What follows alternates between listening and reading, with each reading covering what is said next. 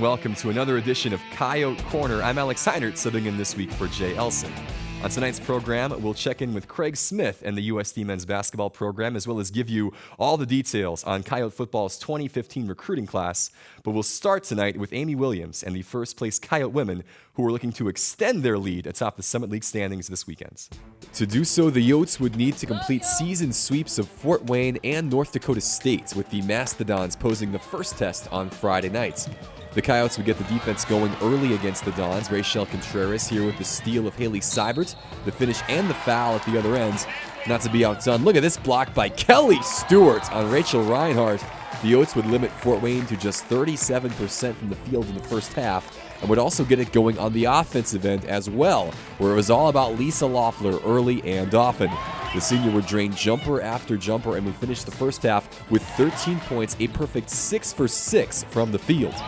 Along with the sharp shooting of Loeffler, check out some of the passing on display from Nicole Seekamp. Here, a quick skip to Taya Hiemiller for an open three. Then she fires this rocket to an open Bridget Arns for the lay-in. South Dakota would lead by 21 at the half, though Seibert and the Dons would come out swinging to start the second. The Summit League's third leading scorer would hit 2 threes to spark a 9-0 Fort Wayne run right out of the break. Seibert would finish with 27, but it would not be nearly enough. The Yotes respond with more great passing from Seekamp as she finds Loeffler on the block for one of her season-high 10 assists. A few possessions later, Lisa returns the favor. The Dons would cut into the 27-point USD lead over the closing minutes to make the scoreline a much more modest 91-80 final, but this one was never in doubt. USD as a team would notch 26 assists on their 29 made field goals and had 6 players score 9 points or more. Leading the way was Seekamp, who finishes with 19 points to go along with those 10 assists, moving her now into 13th all-time on the Coyotes scoring list. Loeffler ends up going 8 of 9 from the field for a season-high 17 points, and the Yotes improved to 11-0 at the Dakota Dome this season. We've kind of had the same team for the last 2 years, and so that's it's allowed us to kind of build that kind of bond with each other, and I think we know kind of what each player's like and what they like to do, and I think that allows us to know where they're going to be at certain times, and so that allows us to get those assists and, for everyone to score points.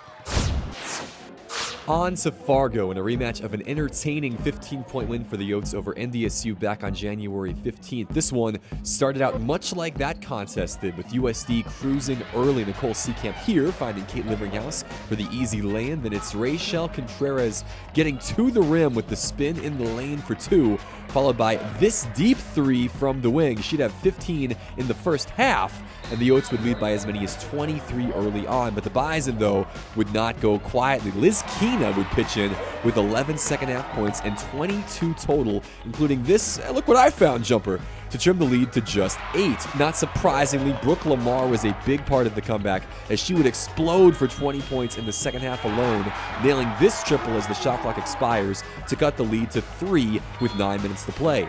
Kelly Stewart, though, would fight back with 2 of her 10 on this drive, and then check out this crossover by Nicole Seekamp before she hits the open 18-footer. Seekamp here then patiently drains a 3 for the last of her 15 second-half points to put the Yotes back up 8 with 3 minutes left.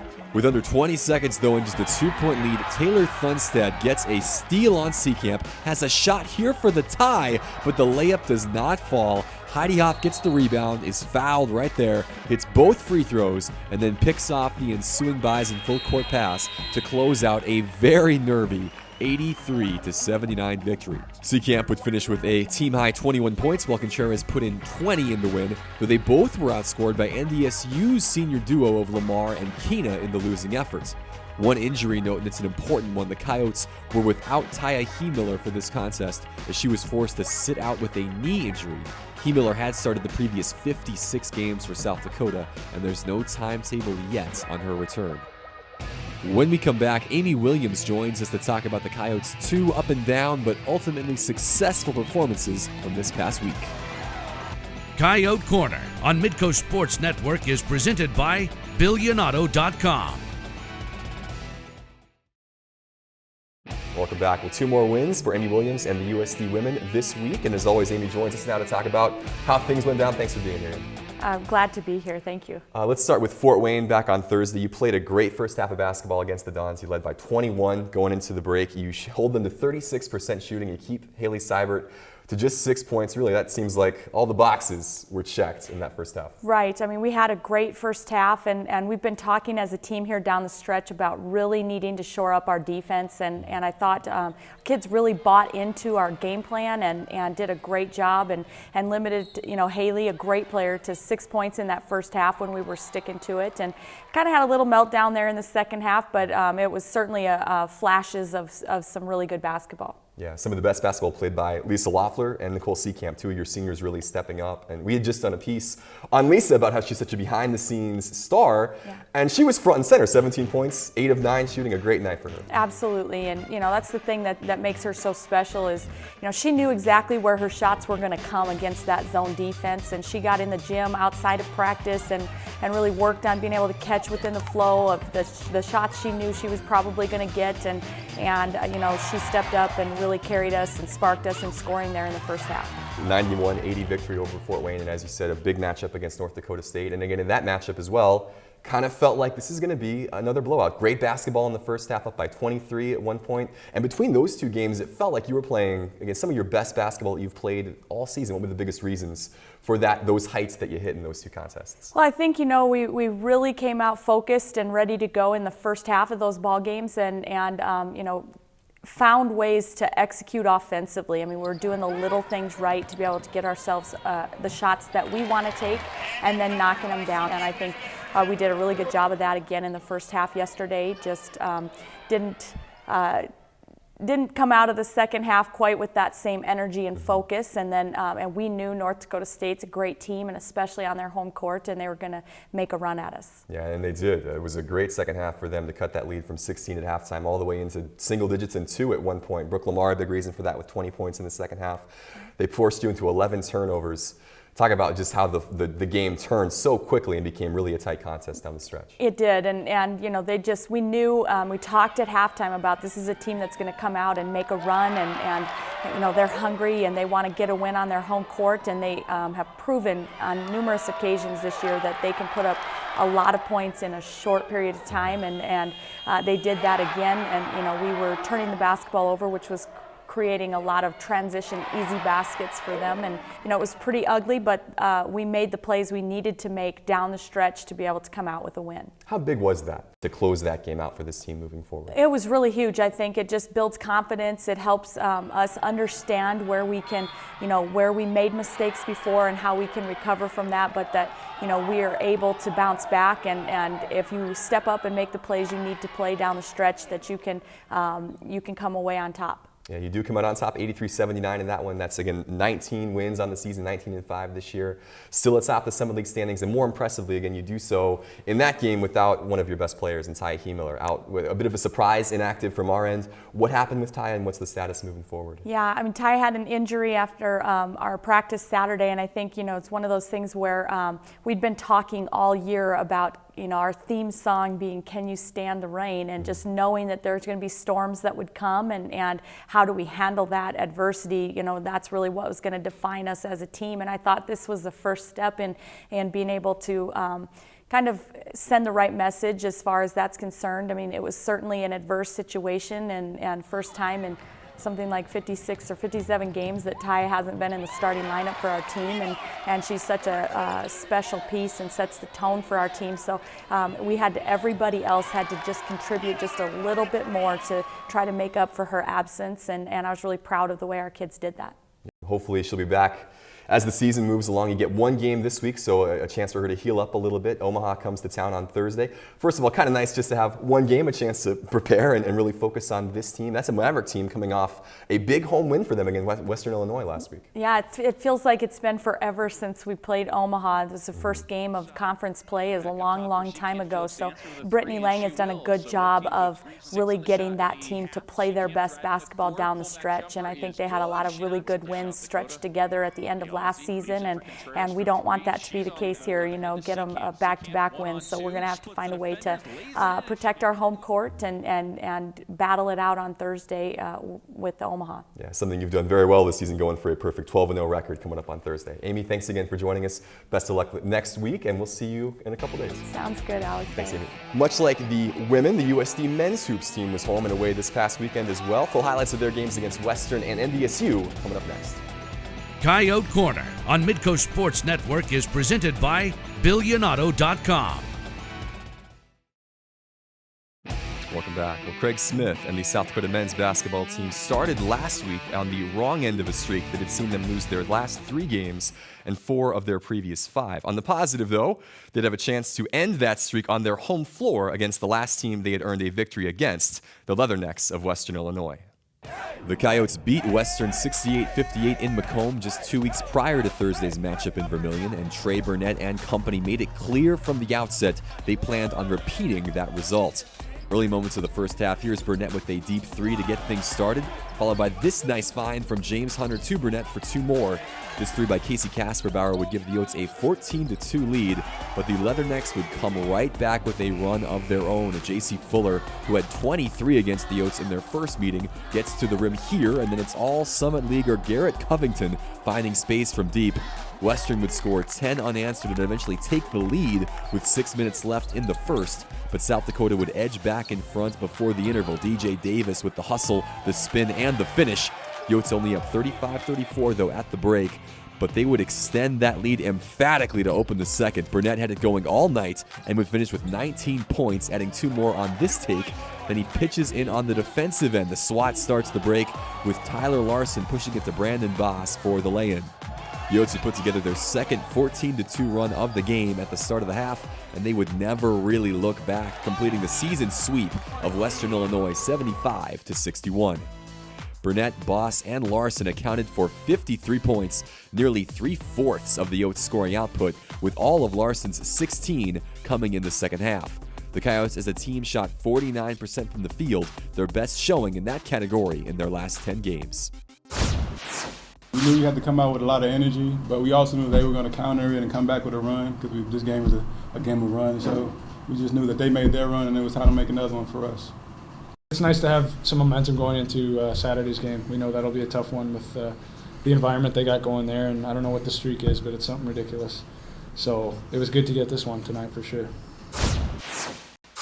Boss and the Yotes knew it wouldn't be easy to get the regular season sweep of the Bison, especially in Fargo, and their task was made much more difficult because of this man. Lawrence Alexander took the game over from the outset, scoring the Bison's first 15 points to build up an early lead by draining pretty much everything he put up.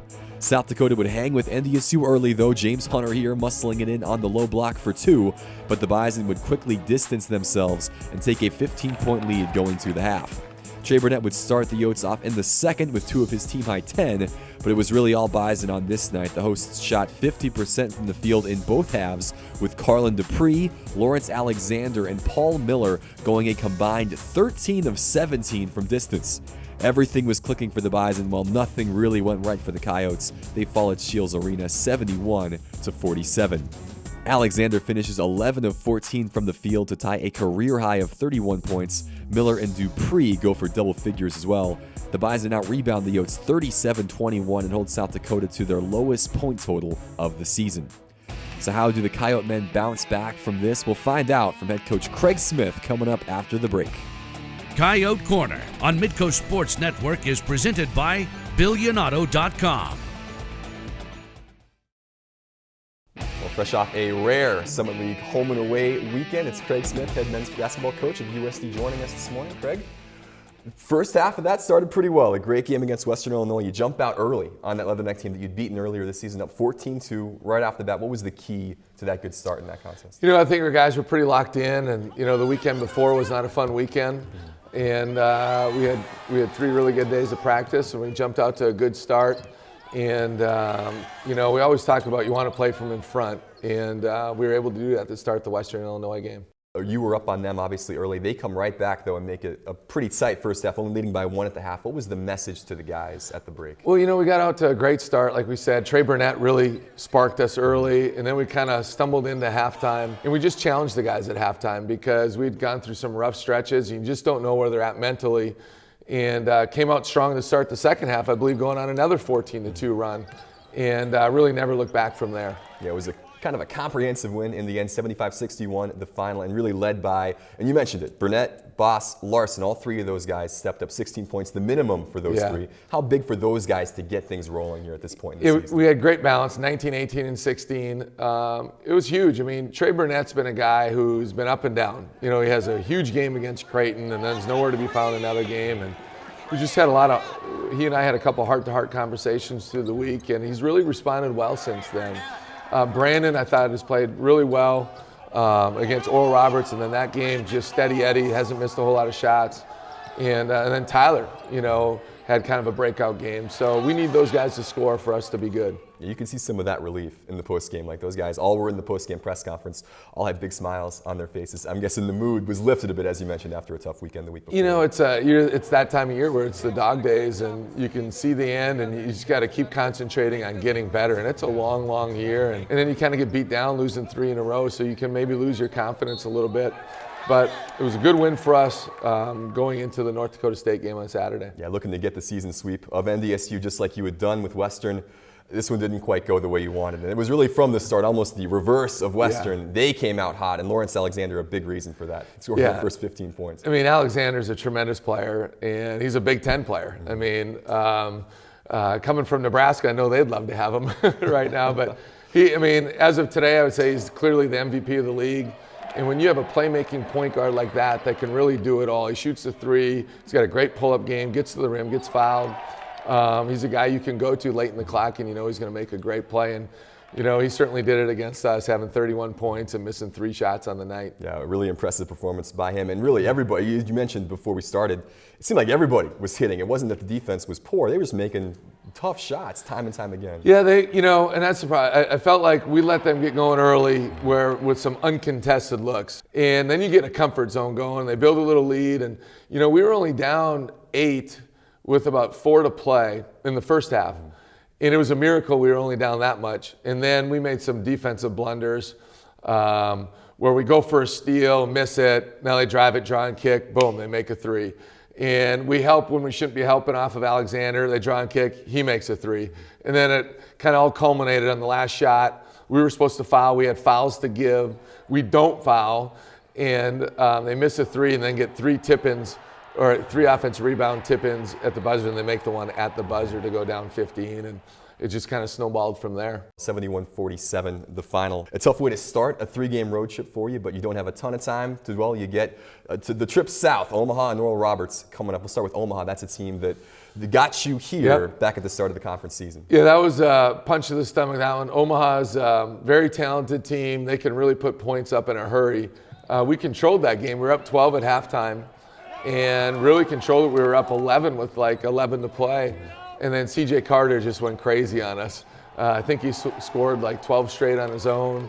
And we made some mental mistakes on the offensive end, actually more than the defensive end. And, that's going to be a great challenge. They played a lot of close games at home. But unfortunately for them, they haven't been able to come out on the right end of the stick. Yeah. And then Oral Roberts, we just played, a week or 9 days ago now. And that was another game where I felt like we controlled. These are the two opponents we played in league where I felt like we really controlled the game, but unfortunately it didn't come out on the right end of the stick. And they have Bill Berry and Megano are 2 of the best wings in the league, and they did a great job. In particular, Megano down the stretch. We didn't have an answer for him. Yeah, well, a chance to get a little redemption against those 2 coming up this week. Thanks again for joining us today, Craig. Best of luck on the trip south. Thank you, Alex. When we come back, though, we're going to turn our attention to football and take a look at what went down last week for National Signing Day for Coyote Nation. Coyote Corner on Midco Sports Network is presented by Billionato.com. College football's National Signing Day brings a lot of hoopla and hope to programs of all levels across the country. and the University of South Dakota is no exception. Last Wednesday, head coach Joe Glenn announced his 2015 recruiting class, a group made up of 21 scholarship players and 3 preferred walk-ons from 10 different states, including a class-high 5 athletes out of Florida and Iowa. From a positional standpoint, the Yotes loaded up at running back and on the offensive line. Though no matter the position, Coach Glenn is excited about the impact the speed of this class will have on next year's team and beyond. We felt like we needed some speed. Some of the skill positions really needed to be addressed. We want to build on our speed and athletic playmaking ability, and we think we addressed those. We think that certainly a running back or 2 should impact our team this year. And you never know, a wideout or a safety. So we feel real good about it, and are anxious to see what they can do in fall camp to see if they can help the team right away. If you're curious, spring football practice starts on March 24th with the annual Red versus White spring game taking place on Saturday, April 25th. Back to the hardwood now, and the USD men will finish up their final road trip of the season this week, beginning on Thursday night with a rematch of their first conference game of the year against Omaha. In that contest in the Dakota Dome on January 2nd, USD led by as many as 12 midway through the second half, but were outscored 43-22 over the game's final 12 minutes, falling 86-77. The Yotes will look to avenge another conference loss on Valentine's Day as they finish up their swing south in Tulsa against Oral Roberts. That's just 2 weeks after losing a 73-72 heartbreaker to the Golden Eagles on January 31st. Tip time for both games is at 7 p.m. Just one game this week for Amy Williams and the South Dakota women as they'll look to extend their perfect 11-0 home record against Omaha on Thursday at 7 p.m. The Coyotes only led the Mavericks by 2 at halftime in their meeting at Sapp Fieldhouse back on January 2nd, but 11 second-half points from Rachel Contreras and a double-double from Margaret McLeod helped the Yotes pull away over the final 20 minutes for a 64-48 victory. We're closing in on the stretch run of the college basketball season, and host Jay Elson will be back here next week to break down the highlights and news from all 3 upcoming South Dakota Hoops games. Again, that's next Tuesday night. For now, though, I'm Alex Heinert. Thanks again for watching another episode of Coyote Corner.